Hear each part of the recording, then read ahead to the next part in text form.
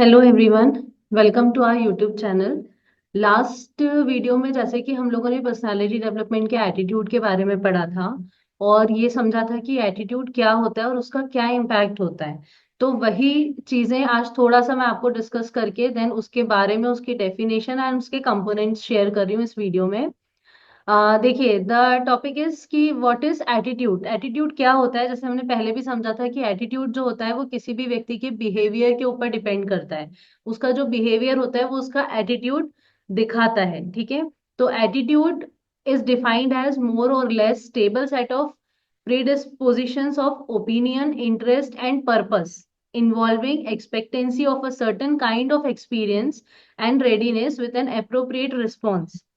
Attitude मतलब क्या बोला मैंने कि ये क्या होता है, ये एक स्टेबल सेट होता है कोई ऐसी चीजों का जहां पर हम हमारे ओपिनियन के अकॉर्डिंग, इंटरेस्ट के अकॉर्डिंग और जो भी उसका पर्पस होता है उसके अकॉर्डिंग हमारी जो एक्सपेक्टेंसीज होती हैं, जो हमारे एक्सपीरियंसेस होते हैं कोई भी सिचुएशंस को लेके या कंडीशंस को लेकर, उसमें हमारा क्या रिस्पॉन्स होता है वो डिपेंड करता है उस पर्टिकुलर कंडीशन के ऊपर। ठीक है। एटीट्यूड को फ्रेम्स ऑफ रेफरेंस कहा गया है। फ्रेम ऑफ रेफरेंस क्यों कहा गया है? क्योंकि यहाँ पे हम क्या कर रहे हैं, यहाँ पे हम कोई भी कंडीशंस के बेसिस पर अपना एक रेफरेंस देते हैं या हम ये कहेंगे रिएक्ट करते हैं, तो वो चीज हमारे लिए क्या होती है, हमारी एटीट्यूड होती है। ठीक है। एटीट्यूड जो होता है वो पर्सन को डिस्क्राइब करता है कि फेवरेबल कंडीशन या अनफेवरेबल कंडीशंस अगर आ रही हैं तो उसमें व्यक्ति की क्या फीलिंग्स हैं, क्या एक्शंस हैं जो वो कर रहा है किसी भी ऑब्जेक्ट को लेकर। कोई भी आइडिया अगर उसके मन में आया है फेवरेबल कंडीशंस में या अनफेवरेबल कंडीशंस में, तो वो किस तरह से उसके ऊपर रिएक्ट करता है। ठीक है। People have attitudes regarding almost everything, मतलब सभी चीजों से रिलेटेड जो होता है व्यक्ति का एटीट्यूड बाहर आता है हर कंडीशन में। आप चाहे आप रिलीजन की बात कर लो, पॉलिटिक्स की बात कर लो, क्लोथ, म्यूजिक, फूड। म्यूजिक भी, ये तो बहुत नॉर्मल सी चीजें हैं कि जब हमें गाने भी सुनना होते हैं तो हमारे मूड के अकॉर्डिंग हम सॉन्ग्स जो हैं वो लगाते हैं और वो सुनते हैं। तो वो क्या है, हमारा एटीट्यूड है कि उस पर्टिकुलर कंडीशन में हमारा क्या एटीट्यूड है, हमारा क्या बिहेवियर है, हमारे माइंड में क्या चल रहा है, उसके अकॉर्डिंग हमारा एक्शन जो है वो होता है। तो हम उसी तरह के सॉन्ग्स को प्ले करके और सुनना पसंद करते हैं। ठीक है। अब पर्सन का जो एटीट्यूड होता है ना, वो एक पैटर्न में चल रहा है। वो चेंज होगा रिक्वायरमेंट्स के अकॉर्डिंग, एडजस्ट होगा अपने आप को डिफिकल्टीज के अकॉर्डिंग, या कोई इजी गोइंग सिचुएशन है तो उसके अकॉर्डिंग वो एडजस्ट होता है। ठीक है। तो ये हमारा एटीट्यूड होता है। अब इसकी डेफिनेशन अगर हम देखेंगे तो यहाँ जैसे कि आपको स्क्रीन पे दिख रहा है, दो डेफिनेशंस ली है मैंने, एक रॉबिन्स और स्कॉटलैंड के अकॉर्डिंग टू दो डेफिनेशंस बताई हैं, जिसमें फर्स्ट डेफिनेशन देखिए अकॉर्डिंग टू रॉबिन्स में है, attitudes are evaluation statements either favorable or unfavorable concerning object, people or event, they reflect how one feels about something। कोई भी व्यक्ति है उसको क्या फीलिंग आ रही है किसी भी चीज को लेकर, उसके अकॉर्डिंग जब वो फेवरेबल या अनफेवरेबल कंडीशंस में या अपने स्टेटमेंट्स देता है फेवरेबल या अनफेवरेबल फॉर्म में, तो वो चीज उसका क्या होता है, एटीट्यूड होता है। ठीक है। देखिए नेक्स्ट डेफिनेशन लिखिए, जैसे केंट्स एंड स्कॉटलैंड में, attitude is a tendency or predisposition to evaluate an object or symbol of that object in a certain way. ये एक टेंडेंसी होती है हमारे माइंड की कि हम उस ऑब्जेक्ट को उस तरीके से इवेल्युएट कर रहे हैं। एक सिंबल मतलब हम जो है उस ऑब्जेक्ट से रिलेटेड अलग अलग तरीके से, मतलब अलग अलग कंडीशंस में हम अलग अलग तरीके से उस चीज को दर्शाते हैं। ठीक है।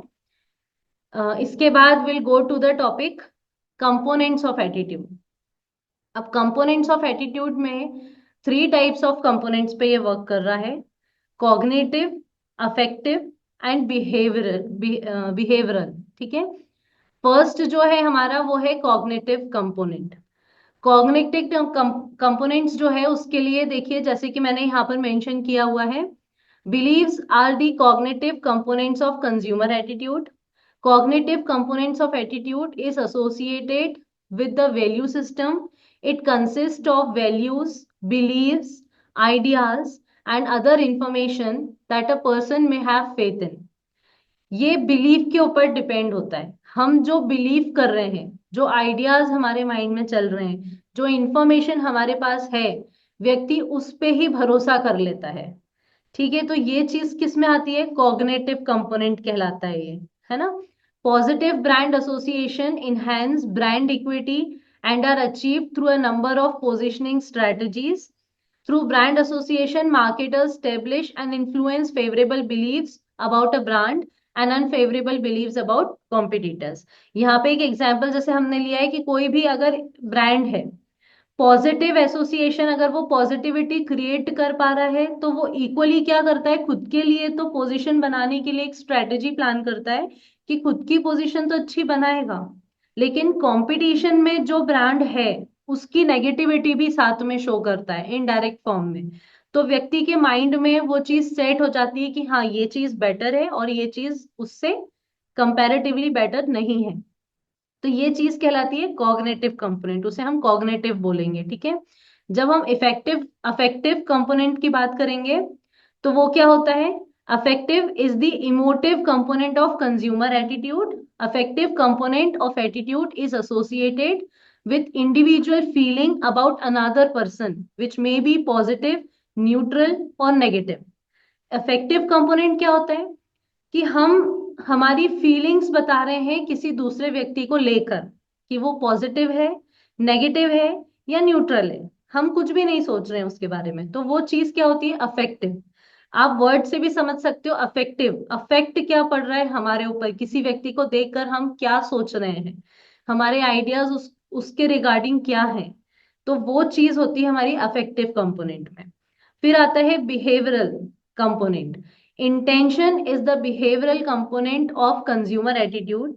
Behavioral component of attitude is associated with the impact of various conditions or situations that lead to person behavioral based on cognitive and affective components.